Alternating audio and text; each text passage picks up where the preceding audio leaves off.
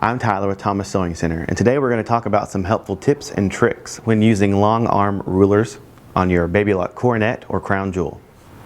A couple things to note when using your rulers on your long arm machine: you need to have the original foot that comes on the machine, not the open toe foot and not the glide foot. It needs to have a solid ring of metal all the way around. Also, we've went ahead and put on our ruler base. If you have questions concerning how to put on your ruler base, you can watch our other video on the proper installation of that.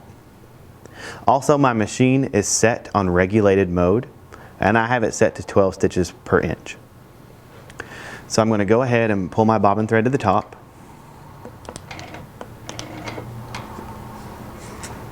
Bring it back and sink my needle. When using a ruler base, it's important that you have the ruler snug against your foot.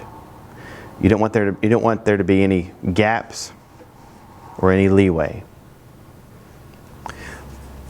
I like to, when I'm doing this, take the thread on my first couple stitches and hold it with my thumb here, like so that it doesn't get sucked under as I take my first few stitches.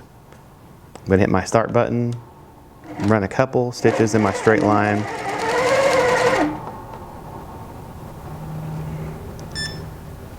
It's also important to make sure you set your needle so that it'll sink whenever you stop your machine. Now notice that as I'm using my ruler base and my ruler, that I keep pressure close to where my needle is. It's never a good idea, like this, to let your foot get far away from where your hand position is. If that happens, it's likely that this will slip, that you'll teeter, things like that. So no matter how big your template is, this is a small template, they get quite large. No matter how it's set up, you want to walk your fingers along with your foot.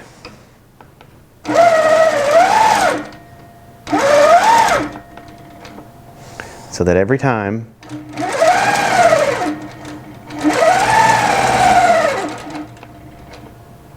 you never risk wobbling or moving your template.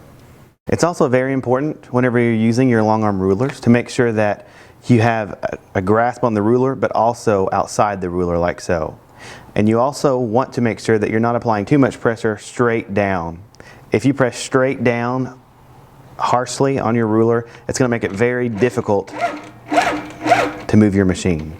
Instead, you want to push down a little bit, but more so against your foot, so that your machine can move freely, but your foot can only move in one direction against your ruler.